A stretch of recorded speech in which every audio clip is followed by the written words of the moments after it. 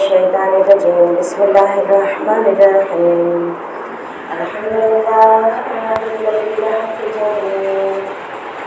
قاسم الجبارين مولد الحالين رب اشرح لي صدري ثم الصلاة والسلام على رسول الله النبي الأمين سيدنا المقيد بشيرا مشدد نذيرا مجددا محمودا أحمد أبي القاسم محمد اللهم صل على محمد وآل محمد وسلم وعلى أهل بيت الطيبين الطاهرين الذين أذهب الله الرجس أهل البيت ويطهرهم تطهيرا. اللهم صل على محمد وآل محمد وسلم سيما بقية لله في الأرضين على الله لا أعلى أجمعين. بسم الله الرحمن الرحيم.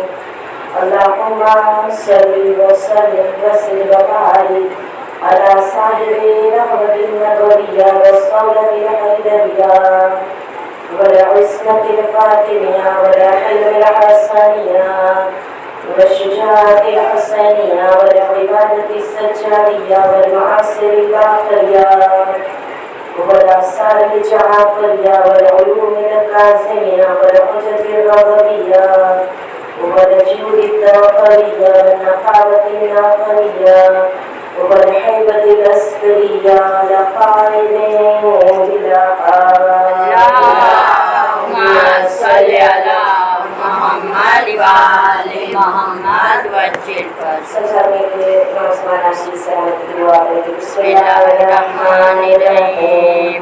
اللهم كل وليك الحجة ابن الحسن صلواتك عليه وعلى آبائه في هذه الساعة وفي كل ساعة وليا وحافظا وقائدا وناصرا ودليلا وعينا حتى تسكنه أرضك توا وتمتعه فيها طويلا. اللهم صل على محمد وآل محمد وسلم. قال الله تبارك وتعالى في كتابه المجيد وفرقانه الحميد وقوله الحق. بسم الله الرحمن الرحيم. قل إن كنتم تحبون الله فاتبعوني يحببكم الله ويغفر لكم ذنوبكم والله غفور رحيم. وقد قال قل لا أسألكم عليه أجرا إلا المودة في القربى. حاضرین مجلس السلام علیکم ورحمۃ اللہ وبرکاتہ. وعلیکم السلام ورحمۃ اللہ وبرکاتہ. میرے عزیز ایمان میں نے قرآن مجید کی دو آیتوں کی روشنی میں مسلسل ہماری گفتگو چل رہی ہے کہ رسالت ماں کی جو منصوص من اللہ امام ہے، رسالت ماں کے جو جانشین ہے، جو بار امام ہے، ان کی محبت اجر رسالت کے طور پہ پروردگار عالم نے قرآن مجید میں ہم سے اور آپ سے مطالبہ کیا. سورہ شورا کی آیت نمبر 32 میں پروردگار عالم ارشاد فرماتا ہے قل لا اسألکم علیہ اجرا الا المودۃ فی القربى. میرے حبیب اجر رسالت کے طور پہ ان لوگوں سے کہہ دو مجھے کچھ نہیں چاہیے علاوہ یہ کہ میری اہل بیت سے تم محبت کرو، میری اہل بیت سے تم مودت کرو اور محب اہل بیت بن جانا.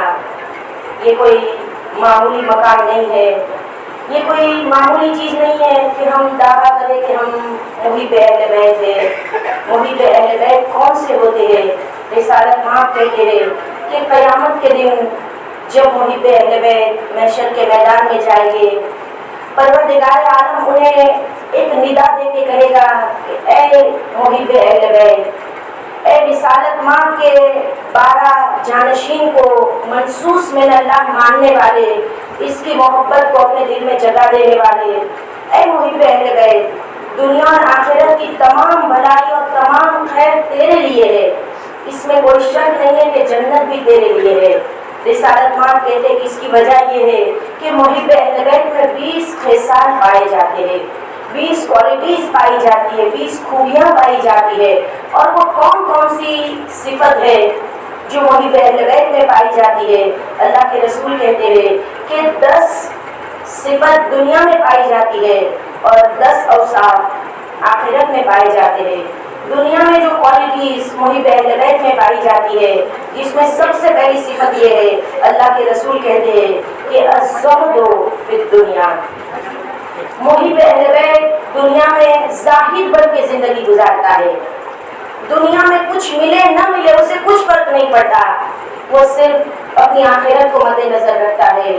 اور پھر اس کے بعد اللہ کے رسول کہتے ہیں کہ محب اہل بیت جو ہے، نہ صرف یہ کہ وہ دنیا میں زہد اختیار کرتا ہے، بلکہ دوسری کوالٹی یہ ہے کہ والحرص علی عمل الصالح، وہ نیک عمل کرنے میں لالچی ہوتا ہے، حریص ہوتا ہے، نیک کام کرنے سے کبھی وہ تھکتا نہیں ہے، چاہے وہ حقوق اللہ میں ہو نیکی، چاہے وہ حقوق الناس کے بارے میں نیکی ہو، لیکن والحرص علی عمل صالح، وہ ہمیشہ نیک کام کرنے میں حریص اور لالچی ہوتا ہے۔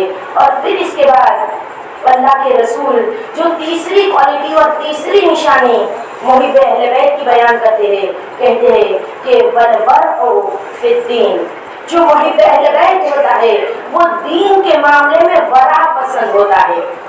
تقویٰ سے بھی ایک بلند سٹیج ہے، تقویٰ سے بھی ایک بلند مرتبہ ہے، تقویٰ سے بھی ایک اونچی پرہیزگاری ہے جسے ورع کہا گیا۔ ورع یعنی تقویٰ کے معنی گناہوں سے اپنے آپ کو بچانا، ورع کے معنی جہاں پہ انسان کو شک ہو، ڈاؤٹ ہو، شاید گناہ ہو جائے گے، اس جگہ سے بھی اپنے آپ کو بچاتا ہے۔ دین کے معاملے میں ورع پسند ہوتا ہے، وہ اپنے دین کا سودا کبھی دنیا سے نہیں کرتا ہے، اتنا زیادہ دین کے معاملے میں حساس ہوتا ہے۔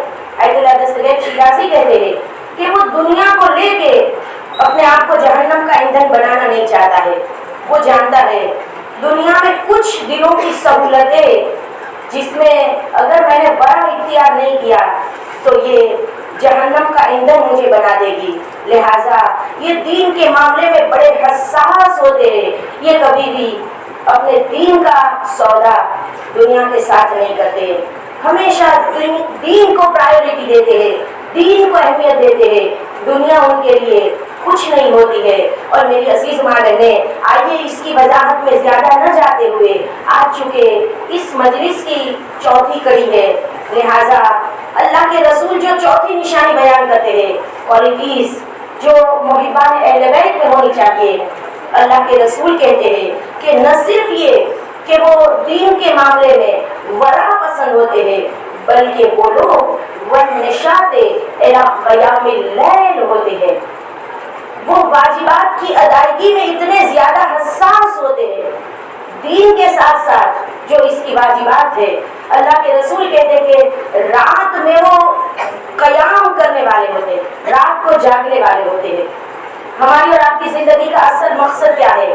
سورہ زاریات قرآن مجید کا 51 نمبر کا سورہ، 51 نمبر کا سورہ، آیت نمبر 56، 56 نمبر کی آیت۔ پروردگار عالم کیا ارشاد فرماتا ہے؟ وَمَا خَلَقْتُ الْجِنَّ وَالْإِنسَ إِلَّا لِيَعْبُدُونِ، خدا کہتا ہے کہ میں نہیں خلق کرتا جنات اور انسان کو مگر یہ کہ میری عبادت کے لیے میں نے اس کو خلق کیا ہے۔ ہماری اور آپ کی پیدائش کا مقصد ہی عبادت ہے۔ تو محبان اہل بیت ایسا نہیں ہے کہ صرف صبح کی نماز قضا ہونے سے 5 منٹ پہلے اٹھے، صبح کی نماز پڑھے پھر بستر پہ جا کے لیٹ جائے، یہ رات کی تاریکی میں قیام کرنے والے ہوتے ہیں، یہ قیام اللیل کرنے والے ہوتے ہیں، رات کو جاگنے والے ہوتے ہیں۔ اور کیسے رات کو جاگنے والے؟ میری عزیز ماں بہنیں، جب عبادت کی بات آئے تو پہلے ایک عبادت گزار کی مثال جناب اویس قرنی کہتے ہیں کہ جو مشہد مقدس زیارت کے لیے جا کے آئے ہیں انشاءاللہ مولا انہیں بار بار زیارت نصیب کرے، جو اب تک نہیں گئے انہیں جلد سے جلد مولا رضا کی ذریعے چمنا نصیب ہو۔ مشہد مقدس میں جو امام کے صحابی مدفون ہے جن کا نام ہے خواجہ ربیع، اصل میں ان کا نام ہے ربیع بن خشیم، لیکن خواجہ ربیع کے نام سے اتنے مشہور ہوئے کہتے ہیں کہ خواجہ ربیع مشہد مقدس سے جب کوفہ گئے، انہوں نے سوچا کہ جب میں کوفہ جا ہی رہا ہوں تو میں اویس کرنی سے ملاقات کر لوں، لہٰذا کہتے ہیں کہ میں اویس کرنی سے ملاقات کے لیے گیا۔ اب اویس کرنی کی ایک عادت تھی، کیا کرتے تھے؟ پوری رات طے کر لیتے تھے، آج کی رات سجدہ کرنے کی رات ہے، پھر طے کرتے تھے آج کی رات رکوع کرنے کی رات ہے، پوری رات سجدے میں، پوری رات رکوع میں، اور ویسے کرنی ایسی عبادت کرتے تھے، ایسی عبادت۔ لہذا خواجہ ربیع کہتے جب میں کوفہ گیا میں نے فرات کے کنارے اور ویسے کرنی کو عبادت کرتے ہوئے دیکھا، میں نے سوچا کہ چلو میں آج ان سے ملاقات کر لوں گا۔ لہذا کہتے کہ میں انتظار کر رہا تھا، انہوں نے ظہر کی نماز کو ختم کیا، بڑے اطمینان کے ساتھ ظہر کی نماز کو کمپلیٹ کیا، ہاتھوں کو دعا کے لیے بلند کیا، پھر عصر کی نماز پڑھی۔ بعد نماز عصر یہ مستحب نمازوں میں مشغول ہو گئے۔ یہ کہتے میں رات تک دیکھتا رہا، وہ صرف اپنے آپ کو عبادت میں مشغول کیا، حتیٰ کہ مغرب کی نماز پڑھی، عشاء کی نماز پڑھی، پھر اس کے بعد اپنے آپ کو عبادت میں مشغول کر دیا۔ خواجہ ربیع کہتے ہیں کہ میں نے دیکھا کہ میں نے نہ اسے کھانا کھاتے دیکھا، نہ اسے دنیا کا کوئی کام کرتے ہوئے دیکھا، حتیٰ کہ میں نے دیکھا بعد نماز صبح تعقیبات کے بعد کچھ دیر آرام کیا، پھر اٹھ کے عبادت میں مشغول ہو گئے۔ اب انہوں نے 2 سوال اویس کرنی سے پوچھے، میں دونوں سوال تو بیان نہیں کروں گی، ہر ایک سوال ایک لمبی وضاحت رکھتا ہے، صرف ایک سوال جو میرے موضوع سے متعلق ہے۔ اویس کرنی سے خواجہ ربیع نے ایک پہلا سوال پوچھا، اتنی زحمتیں برداشت کرتے آپ؟ میں دیکھ رہا ہوں مسلسل عبادت، میں نے آپ کو ایک لمحے بھر کے لیے آرام سے بیٹھتے ہوئے نہیں دیکھا، آپ مسلسل اتنی عبادتیں کیوں کر رہے ہیں؟ اویس کرنی نے کیا جواب دیا؟ اویس کرنی نے کہا کہ جب زیادہ آسائش مجھے چاہیے تو کچھ تو محنت مجھے کرنی پڑے گی نا، زیادہ مجھے سہولتیں چاہیے، فیسلٹیز چاہیے۔ یہ کس زندگی کی بات کر رہے ہیں؟ یہ اس برزخ کی زندگی کی اور قیامت کی زندگی کی بات کریں، جہاں پہ مجھے زیادہ آرام اور سہولت چاہیے تو یہاں پہ تھوڑی تو میں زحمت برداشت کروں یا نہ کروں؟ اور ہمارے اور آپ کی عبادت کیسی ہے؟ امیر المومنین نے جب ایک شخص کو مسجد میں دیکھا تھا، کیسے نماز پڑھ رہا تھا؟ جیسے کتا، جیسے کوا اپنی چوٹ زمین پہ مارتا ہے، بہت جلدی۔ ہمیں سب سے زیادہ جلدی نماز میں ہوتی ہے، ایکسپریس گاڑی، دوسری ہے، تیسری ہے، چوتھی، اتنی جلدی ابھی گھڑی کی سوئیاں 4 منٹ ختم نہیں کرتی کہ ہماری 4 رکعت نماز ختم ہو جاتی ہے۔ اب جب نماز کو کمپلیٹ کر لیا اس نے، چونکہ مولا تو دلوں کے راز کو جاننے والے ہیں نا، جب اس نماز کو یہ ختم کر چکا، بہت جلدی نماز کو ختم کیا، ہاتھوں کو اٹھا کے کہتا ہے پروردگارا جنت میں 4 حوروں کو میری زوجیت میں دے دے۔ مولا نے اس کو قریب بلا کے کہا بھائی جنت میں تو 4 حوریں مانگ رہا ہے، ایک حور کا مہر کتنا ہوتا ہے جانتا ہے تو نے ایک حور کا بھی مہر ادا نہیں کیا۔ ہمیں چاہیے جنت میں بلند درجے، لیکن عبادت کی بات آئے گی تو ہم اپنے آپ کو سست بنا لیں گے۔ جب نافلہ نمازوں کی بات آئے گی ہم کہیں گے ہمارے پیروں میں کہاں اتنی طاقت ہے، بیٹھ کے نماز پڑھے تو چل جائے گا۔ دنیا میں سب کام چلتے پھرتے اٹھتے بیٹھتے کرتے، نماز کا وقت آتا ہے تو ہم تھک جاتے ہیں، ہم کیسے حسین ہیں؟ میری عزیز مائیں نے آقا سید الشہداء نے جو ایک رات کی مہلت مانگی تھی شب عاشور، کتنی مشہور روایت ہے، ہم جانتے ہیں مولا نے کہا تھا حسین عبادت کرنا چاہتا ہے، زندگی کی آخری رات مولا نے عبادت کے لیے مہلت مانگی اور اس رات کو نماز شب پڑھی، اور امام کو کتنا یقین تھا اپنی بہن زینب کے اوپر۔ میری عزیز مائیں بہنیں، इबादत में सबसे पहली चीज शर्त है, खुलूस होना चाहिए। और खुलूस के साथ साथ ये अमल सिर्फ और सिर्फ परवरदिगार आलम के लिए, ये रूह इबादत है कि इबादत में कोई नुक्स नहीं होना चाहिए। अजीजों, जनाबे ज़ैनब पर कितना एतमाद था इमाम हुसैन को। क्या मौला नहीं जानते थे कि मेरी शहादत के बाद सरों से चादरें उतारी जाएगी, इन्हें बेकजावा ऊँटों पर सवार किया जाएगा, सकीना को तमाचे मारे जाएंगे। देखिए, जब इंसान तकलीफ में होता है, मुसीबत में होता है, शायद उसे वाजिबात की अदायगी की भी उसके पास होश व हवास नहीं होते हैं। लेकिन जनाब ज़ैनब से इमाम हुसैन ने कहा, बहन नमाज शब में मुझे याद करना। आप देखिए करबला वालों की इबादत किस बुलंदी पर थी। मैं ये नहीं कहती कि हम पूरी पूरी रात जागे, एटलीस्ट खुदा से तौफीक मांगे। माबूद, सुबह से आधा घंटा पहले उठे, 15 मिनट पहले उठे, हमें तौफीक दे, अपने अमल से हम हुसैनी बने, अपने अमल से हम अपने आप को मौला हुसैन का चाहने वाला बताए। मेरी अजीज माए बहने, देखिए रिवायत ये कहती है कि इबादत की रूह खुलूस होना चाहिए। और खुलूस किसे कहते हैं? जिसकी इबादतों को खुदा कबूल कर ले। रिसालत माँ कहते हैं सबसे बड़ा आबिद वो है जो वाजिबात में पाबंदी करता है। ये नहीं कि इंसान नाफिला पढ़े, नमाज शब पढ़े तो फिर वाजिबात की कोई अहमियत नहीं दे रहा है। सबसे बड़ा आबिद वाजिबात को प्रायोरिटी देने वाला, वाजिबात की अदायगी करने वाला। फिर इसके बाद मुस्तहबात आती है। हजरत मूसा कलीमुल्लाह बहुत जल्दी जल्दी, खुलूस किसे कहते हैं? मेरे और आपके लिए बहुत बड़ा दर्स है इस बड़े वाक़ये में, लेकिन मैं इसको बिल्कुल मुख्तसर कर रही हूँ।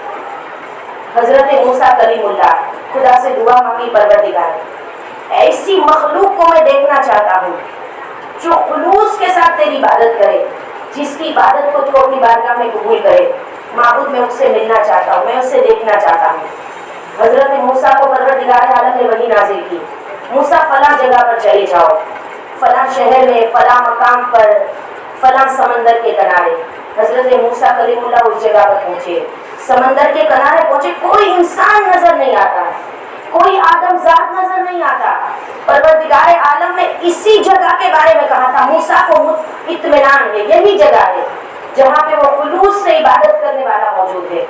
हजरत मूसा ने देखा कोई आदमजात नजर नहीं आता, लेकिन एक छोटी सी चिड़िया है जो दरख्त की शाख पे बैठी है, जो समंदर की सतह पर वो शाख जो है इतनी झुक गई है कि समंदर की शाख से, समंदर की सतह से वो शाख बिल्कुल करीब आ चुकी है। एक ही शाख है जिस पर वो चिड़िया बैठी है। मूसा समझ गए यही अल्लाह की बेहतरीन इबादत करने वाली मखलूक है। अल्लाह का जिक्र कर रही थी। हजरत मूसा ने चिड़िया से पूछा, ए चिड़िया बता, तू कब से अल्लाह का जिक्र कर रही है? कहा, जब से खुदा ने मुझे पैदा किया है, जब से खल्क किया। हम और आप जब इस दुनिया में आते हैं तो अभी बालिग होने से पहले कोई इबादत हमारे लिए वाजिब नहीं है, बुलूग के बाद इबादत वाजिब है। जब से खुदा ने मुझे खल्क किया, मैं मुसलसल अल्लाह का जिक्र करती हूँ। रोजाना तो कितना अल्लाह का जिक्र करती है? कहा, हजारों मरतबा अल्लाह का जिक्र करती हूँ। अच्छा, जब इतना खुदा को याद करते हैं, हम खुदा को सबसे ज्यादा कब याद करते हैं? जब खुदा की जरूरत पड़े हमें। माज़अल्लाह, खुदा की जरूरत तो हर मरहले में होती है, लेकिन खुदा न करे जब इम्तिहान आ जाए हम ज्यादा खुदा को याद करते हैं, मुसीबतें आ जाए, परेशानी आ जाए। इससे पूछा गया कि तू इतना खुदा को याद करती है जब से पैदा हुई, क्या कोई तेरे दिल की हसरत है? तेरे दिल की कोई तमन्ना है, कोई विश है, कोई ख्वाहिश है? कहा, एक ही ख्वाहिश है, ये समंदर का चंद कतरा पानी मुझे पीने के लिए मिल जाए। मूसा ने कहा, तो फिर अल्लाह के बारगाह में तू ये तमन्ना करती है तो तेरे लिए तो बहुत आसान है, इसलिए कि तू जिस शाख पे बैठी है ना, वो समंदर की सतह से बिल्कुल करीब है। तेरी तमन्ना है, तेरी आरजू है, तो चोंच को आगे बढ़ा, पानी में डाल दे और 2 बूंद पानी पी ले, तेरी हसरत पूरी हो जाएगी। इसने कहा, हाँ, हसरत तो मेरी पूरी हो जाएगी, मेरी आरजू तो पूरी हो जाएगी। मैं पानी पीना चाहती हूँ, अगर चोंच को फैलाऊं, अगर समंदर के पानी में डालूं तो मुझे पानी तो मिल जाएगा, لیکن میں ڈرتی ہوں. کس بات سے ڈرتی ہوں؟ اس بات سے ڈرتی ہوں کہ اگر چونچ پانی میں ڈال کے پانی کا مزہ لے لیا تو کہیں اللہ کے ذکر سے محروم نہ ہو جاؤ. کیا ہم اور آپ یہ سوچتے ہیں؟ خدایا بہت بڑا گھر دے دے. اگر کبھی کہتے ہیں پروردگارا ایسی نعمت نہ دینا جو تجھ سے مجھے دور کر دے. خدایا فلاں چیز دے دے، فلاں چیز دے دے. لیکن کبھی ہم یہ مانگتے ہیں کہ پروردگارا ایسی چیز نہ دینا جو تجھ سے مجھے دور کر دے. میں تیرا قرب چاہتی ہوں، تو جس حال میں رکھے پروردگارا تجھ سے قریب مجھے رکھنا. میری عزیز ماں بہنیں، اصل حسینیت کا یہی پیغام ہے. جس نے رب کو پا لیا اس نے کچھ نہیں کھویا، اور جس نے خدا کو کھو لیا اس کو چاہے پوری دنیا مل جائے اس کو کچھ نہیں ملا. یہی حسین مشن کا پیغام ہے. عزیزوں، مانگے خدا سے پروردگارا تیری ذات تک ہمیں پہنچنے کی توفیق دے، تیرا قرب حاصل کرنے کی ہمیں توفیق دے.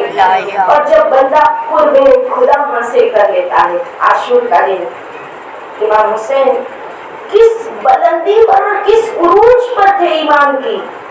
کون سی ایمان کی بلندی تھی کہ لاشا اٹھاتے تھے، شکر کا سجدہ ادا کرتے تھے. کبھی کوئی شکایت امام کی زبان پہ نہیں آئی، اور یہی کہتے تھے معبود تو راضی ہو جا. آخری سجدے میں جب امام نے سر رکھا، انشاءاللہ میں آخری مجلس میں کوشش کروں گی مناجات کے چند جملے، آقا سید الشہداء کی مناجات جو عاشور کے دن عصر کے وقت سر کو امام نے سجدے میں رکھا تو جو مناجات کی ہے امام نے، ایسی مناجات ہے جو ہماری زندگیوں کو بدل دے. میری عزیز ماں بہنیں، آقا سید الشہداء کی شہادت، امام یہ ارشاد فرماتے ہیں کہ ان لقتل الحسین حرارۃ فی قلوب المؤمنین لا تبرد ابدا. امام حسین کی شہادت نے لوگوں کے دلوں میں ایک آگ جلا دی ہے، ایک حرارت پیدا کرتی ہے. یہ حرارت کبھی نہیں بجھے گی. عزاداروں کو خدا کیا دیتا ہے؟ مسلسل ہمارے دل راغب ہو اس بہترین عبادت کی طرف. لہذا کبھی کمیت سے پانچویں امام کہتے ہیں ایک آنسو کے قطرے کے بدلے میں جنت میں ایک محل بنایا جاتا ہے. کبھی چھٹے امام کہتے ہیں ایک آنسو کا قطرہ خدا اس کے اپنے پچھلے تمام گناہوں کو بخش دیتا ہے.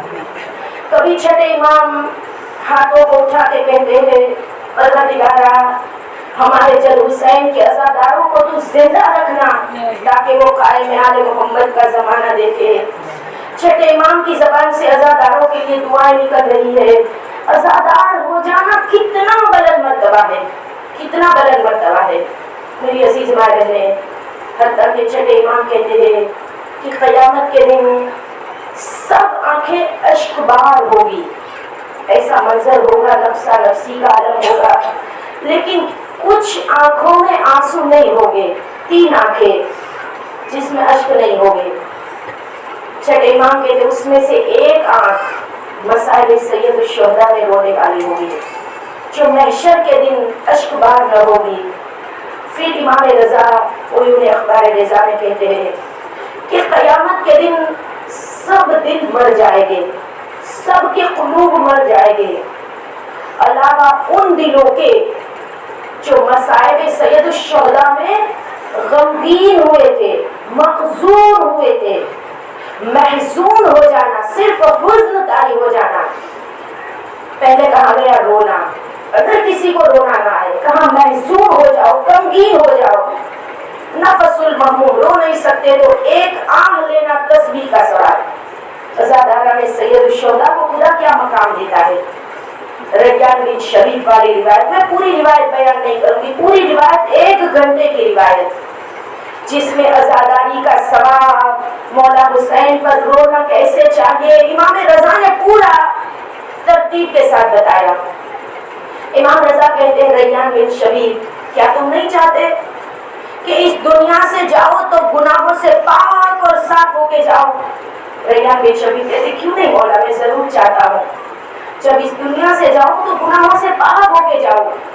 امام نے کہا یہ اپنے شبیب اگر چاہتے ہو کہ گناہوں سے پاک اور صاف ہو کے جاؤ، تمہارے ذمہ کوئی گناہ نہ رہے، तो आका बाप दिलाल हुसैन की ज़ियारत के लिए जाओ।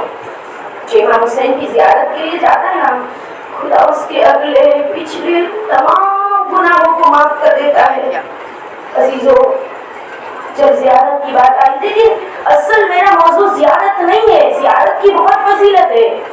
कामिल ज़ियारत खोल के आप देखिए, इतनी फजीलत इमाम कहते अगर पता चले लोगों को इमाम की ज़ियारत में क्या सवाल है, खुशी के मारे सांसें सीने में बैठ जाए। लेकिन जरूरी नहीं है कि सब ज़ियारत के लिए चले जाए। अजीजों, असल मेरा मौजू है अज़ादारी का सवाल। कुछ लोगों को मैंने देखा है अपनी नजरों से ज़ियारत की हसरत करते करते इस दुनिया से चले जाते हैं। तो क्या बाप दिलाहिल हुसैन उन्हें ज़ियारत का सवाब नहीं इनायत करेंगे? जरूरी नहीं है कि जो भी तमन्ना करे वो ज़ियारत के लिए चला जाए। कभी ऐसा होता है हम तड़पते रहते, दुआएं मांगते रहते, इस तड़प के बाद भी सालों साल गुजर जाते, हमें मौला की ज़ियारत पे जाना नसीब नहीं होता। तो क्या ऐसे लोग ज़ियारत के सवाब से महरूम रह जाएंगे? नहीं अजीजों, उनके लिए भी ज़ियारत का सवाब है। अल्लामा अमीनी, इनके इंतकाल के बाद जब इनके बेटे आयतुल्लाह अमीनी ने अपने बेटे को आगाए हादी अमीनी, आयतुल्लाह अमीनी का बेटा, अमीनी कौन है? कोई मामूली शख्सियत नहीं है। अल गदीर के 11 वॉल्यूम लिखे और 40 साल अपनी जिंदगी के अली के नाम वक्फ कर दिए। इंतकाल के बाद जब ये अपने बेटे के ख्वाब में आए तो बेटे ने पूछा, बाबा जन्नत के सबसे बुलंद मकाम पर कौन है? का बेटा ज़व्वार इमाम हुसैन अलैहिस्सलाम। ये वो वक्त था जब ज़ियारत पे जाना इतना आसान नहीं था, रास्ते बंद थे। बाबा आप कहते ज़व्वार इमाम हुसैन सबसे बुलंद मकाम पर है, लेकिन अगर वही सवाब हम पाना चाहते हैं, हम ज़ियारत पे तो नहीं जा सकते, रास्ते बंद है। वही चीज जो तड़प रहे हैं, कभी हालात की मजबूरियां रही हो, वक्त की मजबूरियां रही हो जो ज़ियारत पे नहीं जा सकते। तो अल्लामा अमीनी ने कहा था, बेटा मैं देख रहा हूँ अज़ादारा ने सैयदुश्शुहदा का मर्तबा भी कुछ कम नहीं है। यही फर्श जिस पे आकर हम अज़ादार बनते हैं, ये भी ज़व्वार इमाम हुसैन से अज़ादारों का मर्तबा कुछ कम नहीं है, ये भी उसी मकाम पर है। रोने वाली माँ बहने, आका बाप दिलाहिल हुसैन की अज़ादारी हमारे दिलों में करबला की हसरत इसी फर्श से तो आती है ना।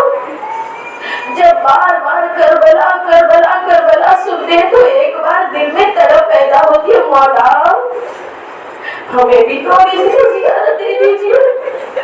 और करबला का ज़ाहिर रोने वाली माँ बहने, रोते जाइए, इंशाल्लाह खुदा सबको करबला की ज़ियारत नसीब करे। करबला का जो ज़ाहिर है ना वो जानता है, इंशाल्लाह जो जाके आए उन्हें बार बार ज़ियारत नसीब हो। जो अब तक नहीं गए, मौला उन्हें जल्द से जल्द करबला की ज़रीन छूना नसीब करे। रोने वाली माँ बहने जब करबला जाएंगे ना तो अरबई में, आशूर में, इसके अलावा के दिनों में जब आप करबला जाए, आम दिनों में जब भीड़ होती है ना, तब रास्ते करबला में एग्जिट के, एंट्रेंस के बदल दिए जाते हैं।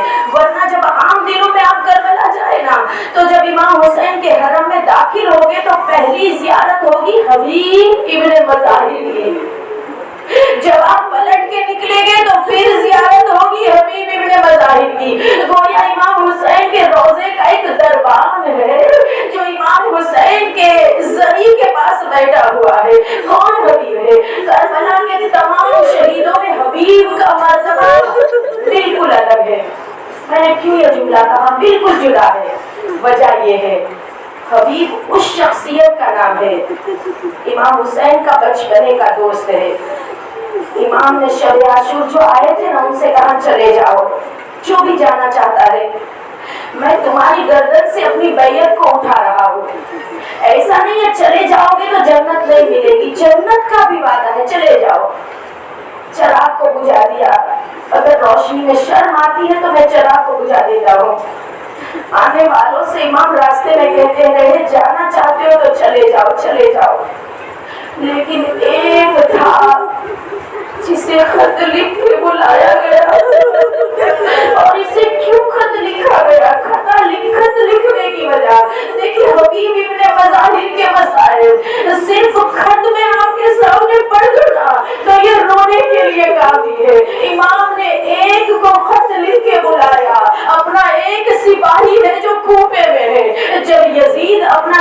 भेजता है ना उमर साद की मदद के लिए, तो ढोल बजाए जाते हैं, शोर बुलंद होता है।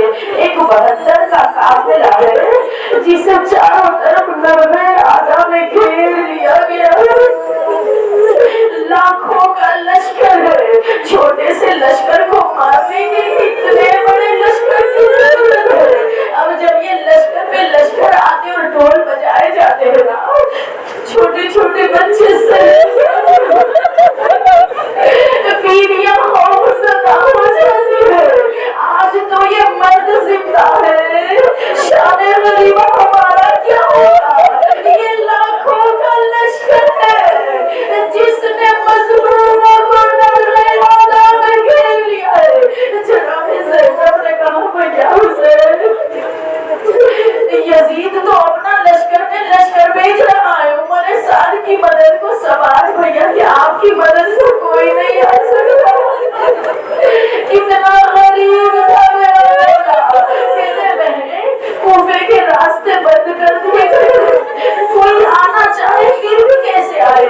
जनाब ज़ैनब ने कहा भैया कोई आए ना आए, चाहे कैसे भी जमाने के हालात हो, लेकिन तुम्हारे बचपने का दोस्त जरूर आएगा।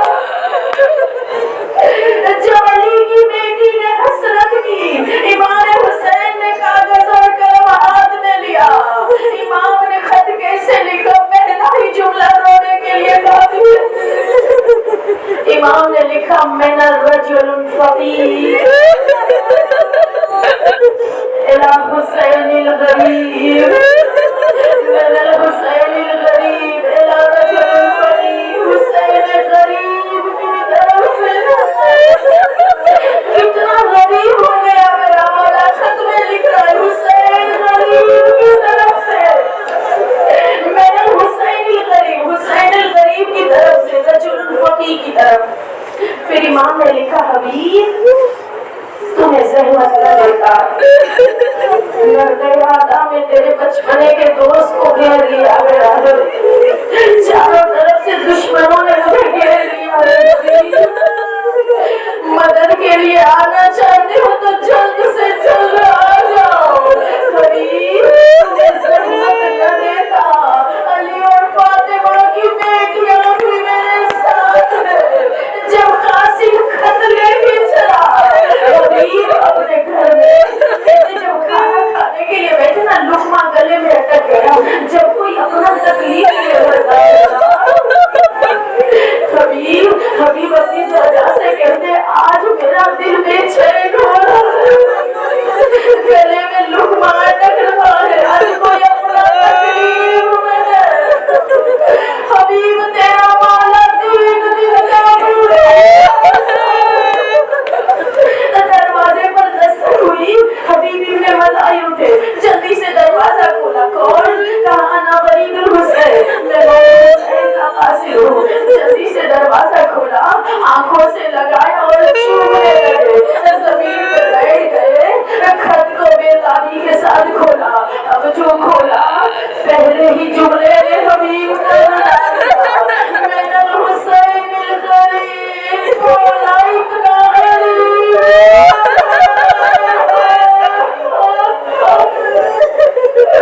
अजरों को मैंने लाई, इमाम इतने गरीब हो गए। बस हबीब इब्ने मज़ाहिर ने सफर की तैयारियां की। रोने वाली माँ ने अपने गुलाम और घोड़े को शहर से बाहर भेज दिया। रात की तारीकी में छुपाते वहां तक पहुंच जाऊंगा। हबीब को निकलने में जरा देर हो गई। जैसे ही शहर के किनारे पर पहुंचे ना, जहाँ पे घोड़ा और गुलाम इंतजार कर रहे थे, कुछ देर हो गई तो हबीब ने देखा घोड़ा रो रहा था और गुलाम कह रहा था ऐ हबीब के घोड़े तू फिक्र न कर, अगर तेरा आका न आएगा तो मैं तुझ पर सवार हो तुझे हुसैन की खिदमत में लेके जाऊंगा। हबीब कहते मौला इतने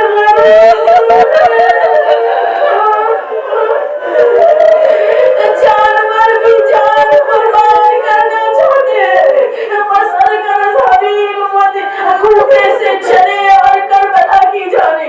जैसे ही करबला में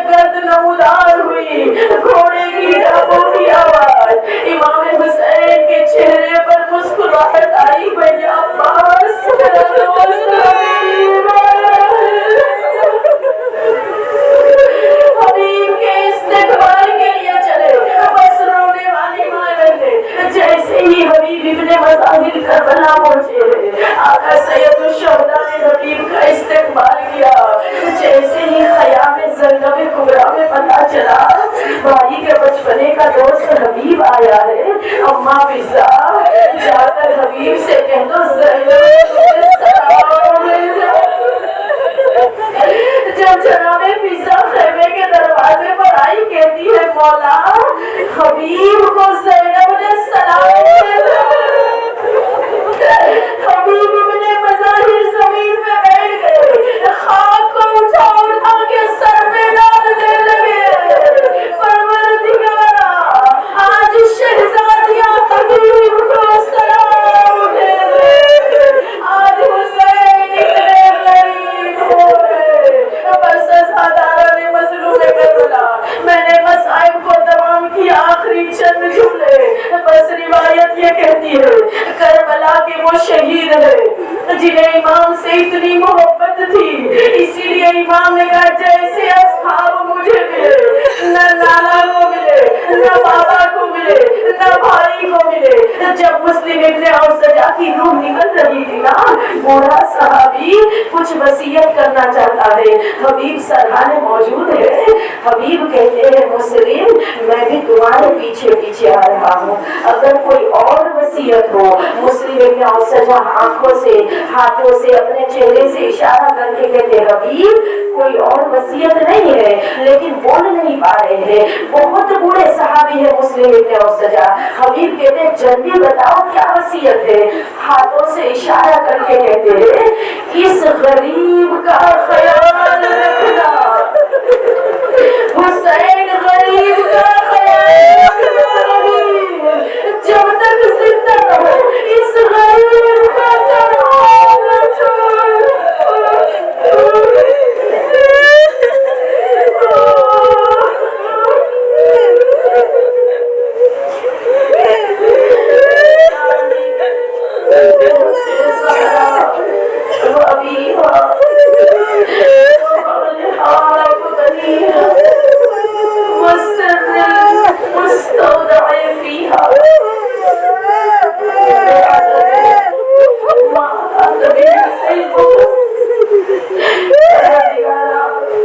محمد آل محمد کے صدقے میں کربلا کے تمام مظالم کا انتقام لینے, خصوصاً ٹوٹی ہوئی جنت البقیع کو مقبرے میں تبدیل کرنے, اپنی آخری حجت کے ظہور میں تعجیل فرمائے. معمول تجھے مولا حسین کی غربت کا واسطہ, مظلومی کا واسطہ, جو زیادہ کے منی ہے ان کے لیے چاہیے جو میرا صاحب کے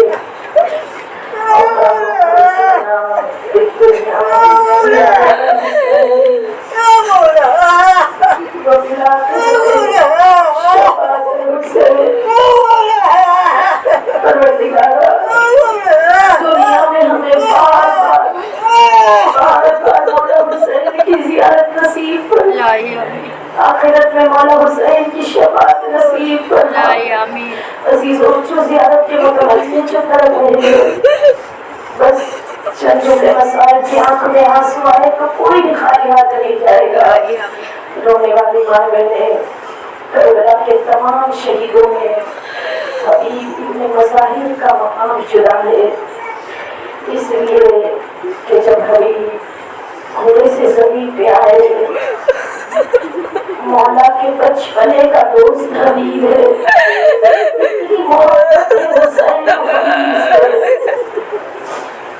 مولا حبیب کے لاشے پر پہنچے, جنون جسم سے نکل گئی. امام حسین نے اپنے ہاتھوں پر حبیب کا لاشا اٹھایا. عزیزوں کتنا غریب اور مظلوم تھا میرا مولا, چند قدم چلتے تھے تو لاشا زمین پہ رکھ دیتے, زمین پہ بیٹھ جاتے تھے. حضرت عباس کہتے آقا اجازت دے میں حبیب کا لاشا اٹھاؤں. امام حسین کہتے نہیں بھیا عباس میرے بچپنے کا دوست, میں چاہتا ہوں اس آخری خدمت کو میں انجام دوں. بس پھر اٹھتے تھے طاقت کو جمع کرتے تھے, پھر اٹھتے تھے پھر بیٹھ جاتے تھے. علی اکبر آگے بڑھ کے کہتے بابا مجھے لاشا دے دیجیے, میں خیمے تک حبیب چچا کا لاشا پہنچا دوں. میرا مولا کہتے نہیں بیٹا علی اکبر चाहता हूँ मेरे बचपने के रोज का लाशा मैं उठाऊं। बस अजीजों, हबीब वो शख्सियत है, खत लिख के हुसैन ने बुलाया, रोते जाए, वक्त का इमाम भी हमें बुलाए, कब्रों से उठाए जाए, रोते जाइए, ज़हूरे इमाम ज़माना देखने की दुआएं करते जाइए। मौला की नुसरत का खुदा हमें मौका फराहम करे। रोने वाली माँ बेटे, करबला का ये वो शहीद है जिसके लिए इमाम हुसैन ने खुद इतनी ज़हमतों के बाद लाशें को ख़ैमे तक पहुंचाया। माबूद तुझे वास्ता मौला की गुर्बत का, जो परेशान हाल इस बज़्म में आके बैठे,